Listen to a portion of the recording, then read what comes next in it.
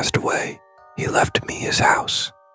It wasn't much, an old 2-story farmhouse out in rural Pennsylvania. But I didn't have much else going for me, so I packed my bags and moved in. From the outside, the place looked like something out of a postcard. Weathered white siding, a sagging porch, and acres of empty fields stretching to the tree line. But inside, it was different. The house creaked with every step. The air smelled faintly of damp wood and mildew, like it hadn't been aired out in years. And no matter how many windows I opened, the smell never seemed to leave. The first week was uneventful. I cleaned, unpacked, tried to make the place feel like mine. But one part of the house I avoided entirely. The basement. The door was heavy, reinforced with 2 deadbolts and a sliding chain. At first, I assumed my uncle had kept it locked to protect tools or valuables. But the longer I stayed, the more I realized something wasn't right.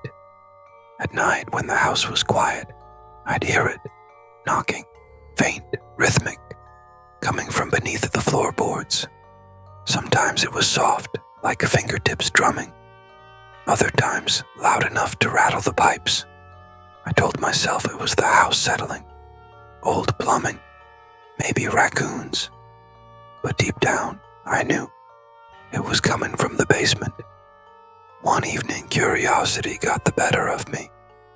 I found the keys in my uncle's desk drawer, each one labeled neatly on a ring. The basement key was old, rusted, the tag nearly worn through. I stood at the door for what felt like an hour, my hand hovering over the lock.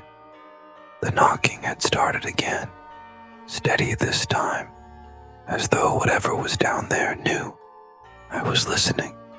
Finally, I slid the key in, turned it, and unlatched the chain. The door creaked open, and a wave of cold, damp air rolled over me. The basement waited below, silent and black. I flicked the light switch. A single bulb buzzed to life, dim and sickly yellow. And on the concrete floor at the bottom of the steps, I saw it. A set of footprints. Bare, wet, leading into the dark. I stood at the top of the stairs, staring down at those footprints. They were small, too small for a grown man. The shape of them was wrong, too. The toes long, almost claw-like. Water glistened in the light as if the prints had just been made. Even though I hadn't heard anyone go down there, I should have closed the door. I should have locked it back up and never thought about it again. But I couldn't. Something pulled me forward. Step by step, I descended into the basement.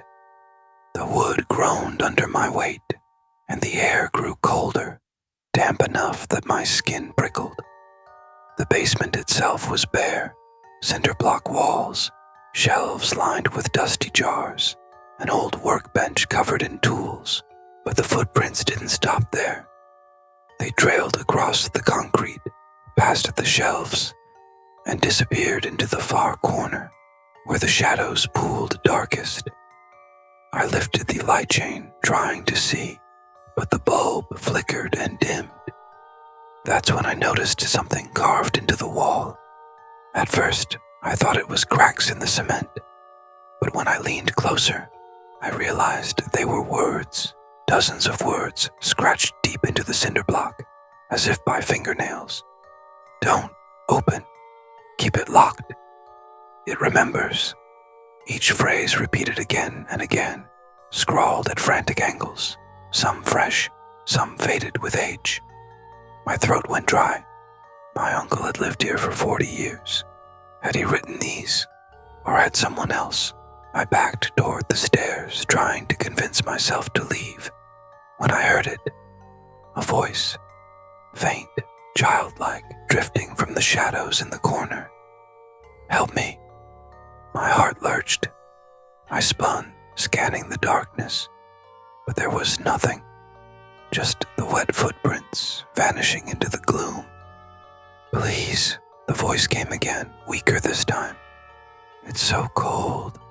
Against every instinct, I stepped closer. My flashlight beam shook as I aimed it at the corner.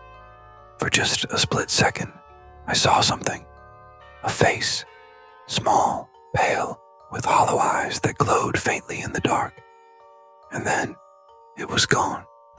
The bulb above me popped, plunging the basement into total blackness. The darkness swallowed me whole. For a moment, I couldn't even breathe. My flashlight was my only lifeline, its narrow beam cutting through the pitch black in trembling arcs. "Hello?" My voice cracked. "Who's down here?" No reply, just the steady drip of water somewhere in the shadows. I forced myself to move forward, each step echoing against the concrete. The beam of my flashlight landed on the far wall, and my blood ran cold. The footprints hadn't stopped. They circled over and over, a frantic spiral etched in wet, muddy steps. And at the center of that spiral was something darker than the rest of the room. A hole. It wasn't large, maybe 3 feet wide, but it was deep, swallowing the light. The edges of the concrete around it were jagged, as if broken open from below. I crouched, shining the flashlight down. The smell that rose up was overwhelming. Rot, mildew, something sweet and sickly underneath. Then, movement. A hand shot up from the darkness, small, gray, fingers too long, nails cracked and sharp. It clawed at the concrete, pulling itself upward. I stumbled back, but the hand was followed by another. And then, a face emerged. It wasn't a child. Not anymore. The skin clung tight to bone, lips split into a grin too wide for its skull. The eyes burned faintly, like embers in a dying fire.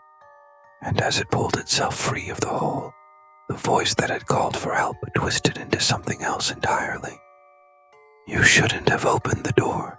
The words weren't spoken. They were inside my head, rattling like chains. I scrambled backward, nearly dropping the flashlight, as the thing crawled fully onto the basement floor. Its limbs bent wrong, spider-like, body too thin to support its weight. Every movement made the wet slapping sound of bare feet on concrete. I turned to run for the stairs, but the basement door slammed shut above me. The chain rattled back into place, locking from the outside. The thing's grin widened. It began to crawl toward me. I pounded up the stairs, slamming my fists against the locked door, screaming for help.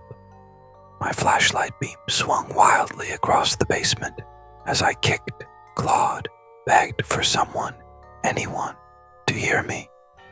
Behind me, the thing was moving faster. Its limbs cracked as they bent in ways no human body should. The wet slap of its feet echoed closer and closer. I turned, pressing my back to the door.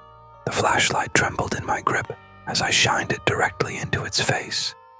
The thing hissed, recoiling, its ember eyes narrowing against the beam.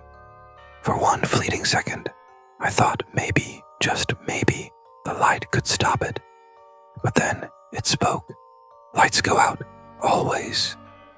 And with a sharp snap, the flashlight flickered and died. I was in total darkness again. I don't remember how long I stayed there, pressed against the door, listening to the sound of it breathing inches from my face. The cold, damp air of the basement wrapped around me, and every second stretched like an eternity. Then, just as suddenly as it had started, silence, no breathing, no footsteps, nothing. When I dared to move, the door behind me swung open without a sound. No one stood there, just the empty hallway of the house, lit dimly by a single bulb. I didn't question it. I ran. I bolted out of the house, out into the night, never looking back. I drove for hours without stopping. By the time the sun rose, I was miles away. But the silence didn't last. when I checked into a cheap roadside motel and collapsed onto the bed. I thought maybe I was safe. Maybe I had escaped, until I turned on the bathroom light. Across the mirror, written in long, wet streaks, were words scratched deep into the glass, just like the basement wall. It remembers. And faintly, from somewhere beneath the floorboards of that motel room, I heard the sound again. Wet footsteps coming closer,